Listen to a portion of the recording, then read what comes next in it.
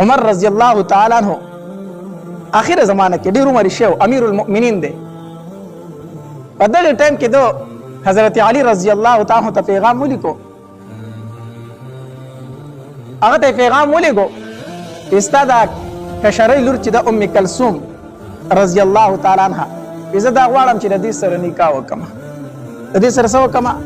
علی رضی الله تعالی عنہ فرمایل زه دا غواړم چې ستاسو لور سره نکاح وکم. او وجه ورله وښودله یا اگر چې زما عمر زیات دی او د دې عمر ډیر کم دی خو نکاح ور سره ځکه کومه چې زما نسب د نبی علیه الصلاة والسلام د نسب سره یو ځای شي. ځکه ام کلثوم رضی الله تعالی عنها دا د بیبي فاطمه رضی الله تعالی لور وه او بیبي فاطمه د نبی علیه الصلاة والسلام لور وه. نو زما چې د ام کلثوم نه کم بچی پیدا کېږي هغه به د نبی علیه الصلاة والسلام نوسي وي. نو زه دا غواړم چې زما نسب د نبی علیه الصلاة والسلام د نسب سره شریک شي ځکه د دې سره نکاح کول غواړم. علي رضی الله تعالی عنہ فرمایل وی عمر دا جنې به دې خوښه شي زما دا لور به دې خوښه شي. وی زه ټیک ده زه یې درلېږمه که ستا خوښه شوه نو ام به ماته ووایه که خوښه دې نه شوه نو ام به ماته ووایه. دا شرعي مسله ده. ښه یو سړی د یوې جنۍ سره نکاح کوي نو د هغې مخ ته کتی شي خو د شهوت په نظر به ورته نه ګوري. ښه د هغې مخ ته کتی شي خو په دې نیت به ورته ګوري چې آیا دا جنۍ زما مناسب ده او که نه ده. صرف په دې نظر به ورته ګوري. یو انسان وایي زما په ځان باندې کنټرول نشته خواهشاتو باندې بیا ورله کتل جایز نه دي. نو یو هلک دی د یوې جنۍ سره نکاح کوي د هغې مخ لیدی شي. نو علي رضی الله تعالی عنه فرمایل وی زه یې درلېږم ستا خو هلکه خوښه دې شوه بیا به ماته ووایه. نو د خپلې لور ام کلثوم رضی الله تعالی عنها لی څادر ورکو وی دا څادر امیر المؤمنین له اوسه عمر لره هغه ته ووایه چې دا څادر دې خوښ دی که خوښ نه دی څادر هغه له اوسه. نو ام کلثوم دا څادر راواغستو او عمر رضی الله تعالی عنه لراله. نو چې راله وی امیر المؤمنین زمې پلار را لېږلی م او دا څادر یې راکړی دی چې امیر المؤمنین ته ووایه چې دا څادر دې خوښ دی که خوښ کې نه دی. بس عمر رضی الله تعالی عنہ کې الله تبارک وتعالی ډېره حیا ایښوه ډېره حیا پکې الله ایښوه. بس په کار خو دا و چې د هغې مخ ته یې کتلی وی چې دا خو یې را لېږلي زما د لیدو دپاره که نه. خو عمر رضی الله تعالی عنہ د هغې مخ ته نه شو کتی د خپلې حیا د وجې نه د هغې مخ ته یې نه شو کتی. نو د هغې خپو ته یې کتل چې زه د خپو نه به ما ته څه اندازه وشي چې د هغې خپو ته یې کتل که نه. بس ام کلثوم چې دا وړه ده عمر کې ډېره کمه ده خو څادر ته ګوري او امیر المؤمنین ته ګوري چې ما ورله راوړی څادر دی او هسې کوي زما خپې څادر ته نه ګوري. نو ام کلثوم ورته څه وایي وایي امیر المؤمنین راوړی مې درته څادر دی چې ستا خوښ دی که خوښ نه دی او ته سې کوي زما خپې. وی قسم په الله کو امیر المؤمنین نه وی نو دا سترګې مې به درنه ایستلې وي. داسې زنانه دي. ښه داسې زنانه دي ډېره حیاداره وه. وی قسم په الله کو امیر المؤمنین نه وی په دې سترګو کې مې درته دا ګوتې درکولې دا مې نه بار تر ایستلې راوړی مې درته څادر دی او ته زما خپې سې کوي.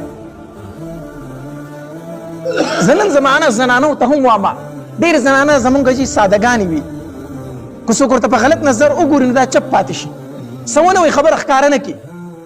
نو کوم انسان چې پلیت وي په زړه کې ګندګي لري که نه هغه د دې د خاموشي رضا حساب کړي. حالانکې دا د حیا نه غږ نه کوي د غیرت نه غږ نه کوي. زه وایي دا بدمزاجه شو پلیت شو زه به دا خبره غلې کړم هغه د هغې نه غلطه پیدا اوچته کړي. نه زنانه ول هم پکار دي چې څوک په غلط نظر وګوري چې ووایي چې دا سړی د دې سړي دا سترګې خرابې دي چې هغه ته داسې سبق ورکړی شي چې سبا بل چاته بیا داسې ونه ګوري.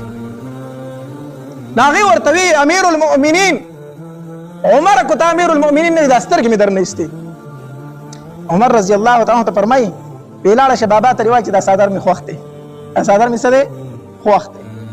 اوس ام کلثوم چې لاړه که نه علي رضی الله تعالی عنہ لره وی بابا عمر وی چې څادر مې خوښ دی څادر مې خوښ دی. وی بابا یو خبره درته وکړم وی او وی دا څه عجیب امیر المؤمنین دی دا څنګه عمر دی وړی مې ولې څادر وکتلې زما خپو ته زما خپې سې کولې څادر یې نه سې کو. علي رضی الله تعالی عنہ فرمایل ای بچې دا د خاوند دی خیر دی کتلی شي ورته دا د خاوند دی کتلی شي ورته.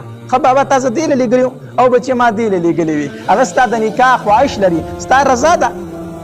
ام کلثوم او زما هم رضا ده زما هم غرض مې دا کو چې دومره حیاداره و دومره حیاداره او دا لور د چا و د فاطمه رضی الله تعالی لور و که نه نو چې کله مور حیاداره وي نو ضرور بچي بیا څه حیادار وي. دا موږ چې چغې وایو دې میندو ته چې د دې موبایلونو نه واوړئ، د دې پلیتو کپړو نه واوړئ، د دې بربنډو جامو نه واوړئ، د دې اثر په بچو باندې هم کېږي. سبا بیا سر او تندی ټکوي زما بچی زما خبره نه مني. دا لور د فاطمې رضی الله تعالی وا او په فاطمه کې الله تبارک وتعالی څومره حیایي شوه. یو ځل د نبی علیه الصلاۃ والسلام سره په کټ باندې ناسته ده، نوې نوې سپوږمۍ راختلې، میاشت راختلې ده. نبی علیه الصلاۃ والسلام ورته فرمایي فاطمه میاشت راختلې ده، وګوره کنه میاشت راختلې ده. فاطمه رضی الله تعالی هغه ګونه کو داسې ښکته ګوري.